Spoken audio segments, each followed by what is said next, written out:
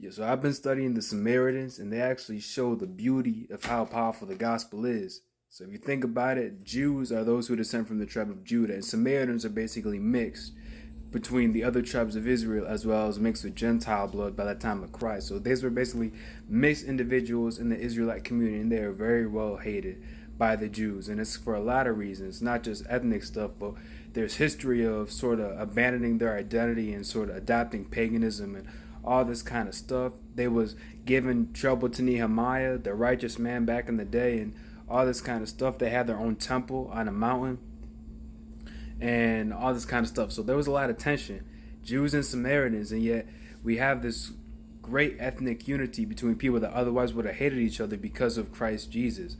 Because the early church, the church for every century, was Jews, Gentiles, Samaritans, Israelites, all these people united in God through the Messiah.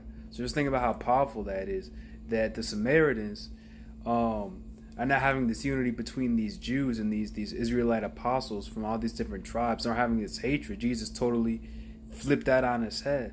Because when he said preach the gospel, he said preach in Judea, Samaria, and then to all the ends of the earth. So it's like the preaching to the children of Israel was first before preaching to the Gentiles a lot of times. And the apostle Philip went to Samaria.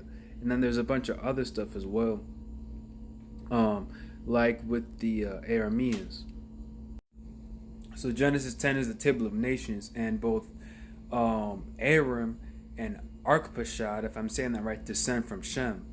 So the Arameans are an ethnic group that are Semites by definition. So these are basically cousins to the Israelites that also have their own rich tradition within the church that speak Aramaic to this day. So there are people in the world today, there are believers in the world today who speak the same language as Yeshua, as Jesus, who are ethnic cousins of the Israelites, so to speak, and have rich history with their faith in their church in the Messiah. So when you look at things globally, you can see this rich unity in this history between all these different groups that otherwise would have hated each other, and all of this ethnic angst being united in the Messiah, whether it be Samaritans, Jews, other Hebrews, the Arameans, their cousins, all having these rich traditions united among those who descend from Shem, but also those who descend from the others, all the other Gentiles, having this rich unity, being able to appreciate the contributions from all of these guys throughout history into our time today.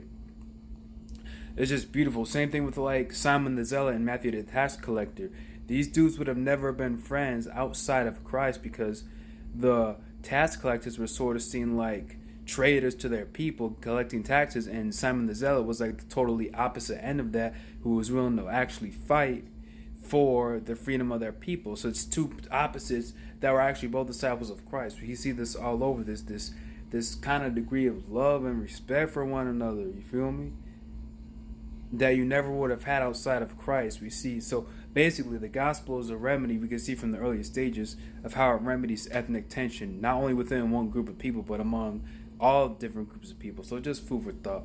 Y'all be blessed in the Most High. Oh yeah, the Arameans in the world today are known as the Syriac fathers, because Syriac is a kind of Aramaic. So those Arameans in the world today who have this rich history are known as the Syriac fathers, who you would honestly describe as cousins to the Israelites, because they descend from Aram, and the Israelites descend from Arpachshad, as underlined here. So interesting stuff.